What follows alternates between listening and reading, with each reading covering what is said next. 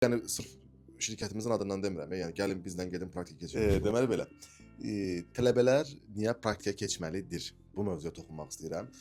Bu yəni sırf şirkətimizin adından demirəm, yəni gəlin bizdən gedin praktika keçin yox. Bunu özünüz eləyin, kimdənsə eləyin, Azərbaycanda eləyin, amma istədiyiniz şöbədə, yəni gələcəkdə özünüzü həmin o həkim olaraq görünmək istədiyiniz şöbədə, rezidentur oxumaq istədiyiniz şöbədə, siqnal imkan versə, rezidentur oxumaq istədiyiniz şöbədə gedin praktikada olun.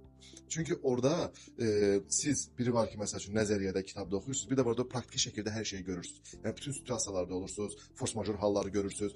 Bu praktikanın sizə, yəni belə deyək, bu seçdiyiniz şöbənin sizə uyğun olub olmadığını praktikada təyin edirsiniz. Çox tələbəmiz olur ki, gəlib, məsəl üçün deyirəm, oftalmologiya istəyib, yəni göz həkimi istəyib, gedib deyib, yox, darıxdım, mən orada şöbə mənlik deyil, başqa şeyə keçdim. Və yaxud da kardioloji istəyib, gəlib deyib ki, mən kardiolojini çox bəyəndim, bu şöbəni davam edə biləcəm. Çünki əgər istəmədiyiniz, özünüzə uyğun olmayan şöbəni seçib rezidentur oxusaz və həmin şöbənin həkimi olsaz, siz ömrünüzün sonuna qədər həmin şöbəyə, həmin ixtisasa bağlı olacaqsınız və nə qədər də xoşbəxt olacaqsınız öz sevmədiyiniz bir ixtisasda, bunu artıq siz qiymətləndirməlisiniz. Ona görə də sənədlər də deyirəm, ödünüz eləyirlər, problem deyil. Əsas odur ki, mənə lazım, yəni mən istədiyim odur ki, belə deyək, işini sevən, öz işinə bağlı olan, öz ixtisasına bağlı olan həkimlər görmək istəyirəm. Həqiqətən səmimi sözümdür bu. Baxın, xarici pasportunuz lazımdır ya da şəxsi vəsiqəniz, transkriptiniz lazım olur, bir də arayışınız lazım olur. Bizə, biz siz necə istəyirsiniz? Əsas odur ki, müraciət edib, gedib gələcəkdə həkim olmaq istədiyiniz ixtisasda praktikada olun. Hər zaman xidmətinizdəyim.